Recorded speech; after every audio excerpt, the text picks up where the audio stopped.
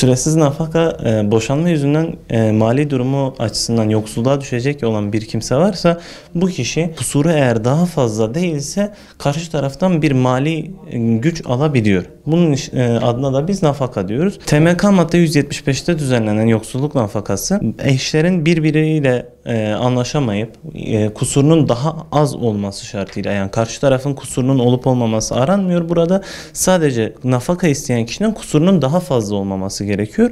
Bu şartları varsa evliliğin süresine bakılmaksızın süresiz bir biçimde nafaka yükümlülüğüne hükmedilebiliyor. Kişi kusuru olsun ya da olmasın, kusurunun olup olmaması önemli değil.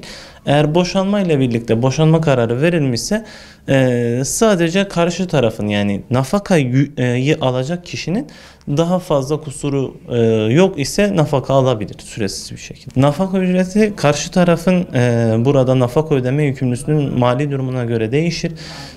Kişinin eğer mali durumu çok yüksekse burada esas belirleyici ölçüt ama evlenen kişinin evlenmeyle birlikte elde etmiş olduğu o maddi refahı aynı şekilde boşanmadan sonra da aynı şekilde korunmasını sağlamaktır. Burada miktar karşı tarafın mali gücüne göre belirlenebilir. Nafaka yükümlüsü kadın ya da erkek olabilir. Bu konuda herhangi bir şey yok. Sadece erkekler öder ya da sadece kadınlar öder değil.